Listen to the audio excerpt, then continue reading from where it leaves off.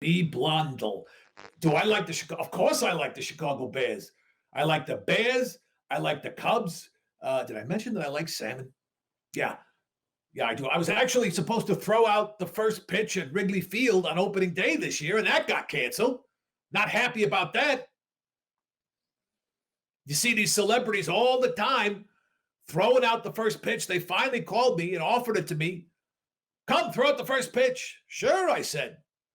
Canceled. Meanwhile, every time you look up, it's Joe Montaigne throwing out the first pitch.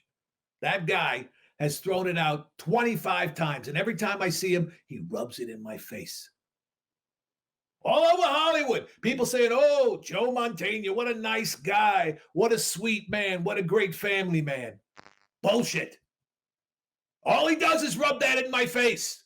Every time he throws out the first pitch at Wrigley Field, he texts me a picture of him on the mound. Then he texts me a picture of him talking to Kerry Wood.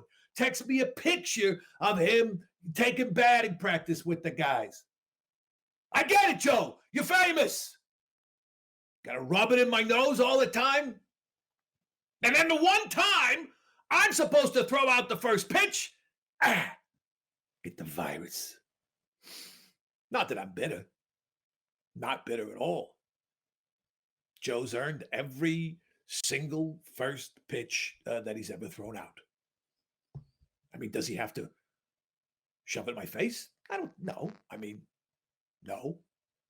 But that's, everyone thinks he's a nice guy. I'm just saying, there's a kink in his armor. Little kink in the armor that he doesn't publicize. No one knows about it except me. And now you. There are not a lot of funny bears. Yogi's in retirement. Boo Boo, great sidekick, but I mean, would you go see? It's like going to see Frank Sinatra Jr. Is it a show? Yeah. Is it probably a Groupon and not a full price ticket? Yeah, I would say so. Yeah. So there aren't a lot of competition for me as far as funny bears go. So I'm happy to be at the top of the funny bear list right now. But the rough part about being on top is there's always some young cub coming along, nipping at your heels, trying to knock you off the perch. So that's why I do this every day, to stay sharp, believe it or not. This is me, sharp. Right now, you're hanging out with me here live on Twitch Sunday night. Normally, we'd all be watching television or going out to dinner with friends or Netflix and chilling. Huh? How about that? You remember that? Remember how fantastic that was? You don't even have to, it's like calling up Grubhub for a date. Yeah, come on over. We'll watch Netflix. I've got some popcorn and half of a pizza from Friday night. And then whatever's going to happen. Back in my day, when I started dating, you had to put out effort. You had to expend energy to get laid. Not anymore. Literally, you don't even have to speak to the person. It's crazy. I'm not saying it's bad. I mean, for the lazy Lothario, it's fantastic. Life goes on. People are having babies and practicing to have babies. This is one of the times I'm glad that I'm single, because I could be with me by myself all day long, because quite frankly, I'm delightful. My one regret in life is that I'm not a friend of mine so that I can hang out with me and be entertained by my hijinks and laughables. Being me, it's exhausting. Being one of my friends, what a delight. Florida, get your heads out of your asses. There's no nice way to say it.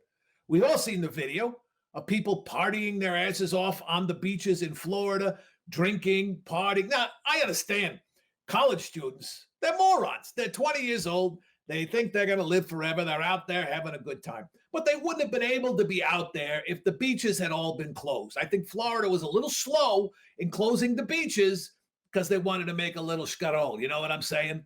Make a little bit of money. Then after spring break, suddenly they're going to find their conscience and conscience and shut everything down. It's not a coincidence that the Bermuda Triangle is near Florida.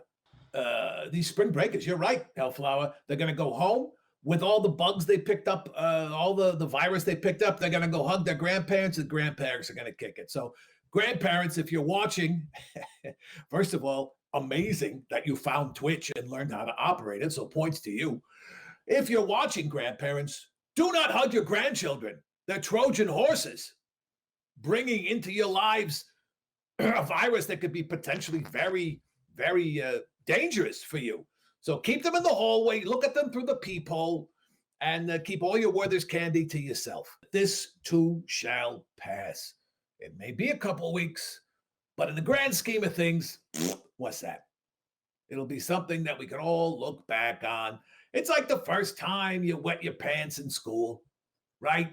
You're in second grade or first grade, you go up to the board, you get nervous, and you get crap about it for a while. And then years later, at the reunions, you laugh about it because you see that all the people that were making fun of you back in the second grade are now fat, bald, and ugly. And that feeds that deep part of you that wishes ill to people who don't like you. I'm not saying it's a wonderful part of your personality or any personality, but we all have it. It's not ennui. It's not what's the word? There's a word for it, and it's French, and no one ever uses it. And it's difficult to pronounce, so people don't say it out loud. Is it ennui? I think it is ennui.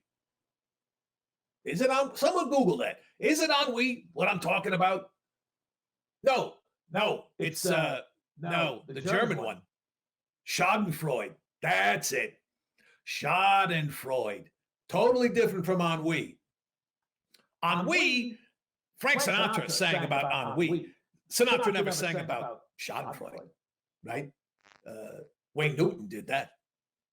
Schadenfreude, la la la, Schadenfreude. It was a huge hit for him when he was young. Explain to me why plastic straws are evil. I don't get that. Because personally, me, paper straws, I would one of those, and then I lose the suction. And then I got the soda all over my fur, and it gets very sticky. Stuff sticks to me. It's no good. Silicone straws, right? Because you can wash them. You don't have to throw them away, right? The plastic ones, the fish and the turtles, they're going to choke on them anyway. Or you know what? Just drink out of the glass. What's the big deal about drinking out of a glass? That's what the glass is for. Unless you're 2 years old and you're sucking out of a sippy cup, a glass, you pick it up, you drink it. It's easy. Straw, it's an easy way out. Easy way out. I say, butch it up. Drink out of a cup. I don't know who the hell you are, Evelyn, but you believe me. You think it sounds sexy to pour soda all over my fur and lick it up, but in reality, it's like spilling paint on a sweater and then licking it. I think it's a better fantasy than the reality would be. I've tried to suck soda out of my own fur, and believe me, you're picking hair out of your teeth for weeks. Plus, I don't drink soda anymore. It gives me gas. Yeah, I can only drink flat liquids and honey, obviously. Flat liquids, anything with carbonation. You do not want to be there, when the Boffo bell blows, because I've seen it pull.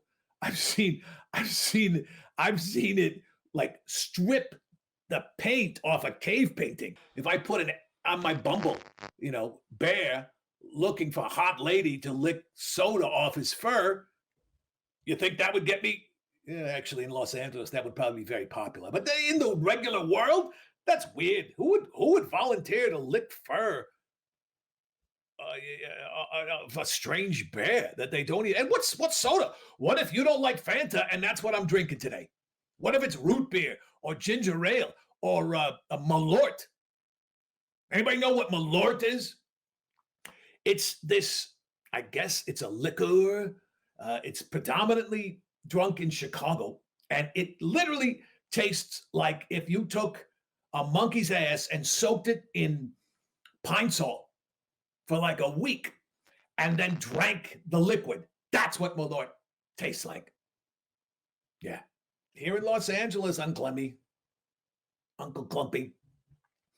There's lots of freaks here. Thank God. I have had no problems in my life finding beautiful, attractive human females uh, to date in a serially monogamous way. I'll tell you what I tell all these ladies. Once you go bare, you always go there. Woo! That's true. I'm assuming in 9 months, there's going to be a huge spike in new babies and new divorces. Imagine that. Because we all have the friends that, the husband or the wife leaves the room and they roll their eyes and like, oh boy, yeah, yeah. If I knew how to fix the brakes, I would. It would be hell, Uncle Clumpy, to be married to someone right now that you didn't like, that you were just tolerating up to this point because you could leave and go to work 10 hours a day. And then you come home and hey, how was your day? Great. Eat a little food. You go to sleep. That's the lives of people. Lots of people who, don't want to get divorced or are just in a loveless, horrible relationship. And now there's nowhere to hide. There's no work to go to. There's no one else you can talk to. You're stuck staring at that person 24 hours a day, 7 days a week. Oh, that would be awful. Ah, that would be horrible. Well, it's hard doing these goofy shows right now. But back then it was easy, because this hadn't happened yet. All we had was a friendly neighborhood pandemic. Lighthearted, like a rom-com. Now we're living in a post-apocalyptic hell. But glad you tuned in. Hope you have a great day, and until tomorrow, I'm Boffo the Bear, and you gotta love me.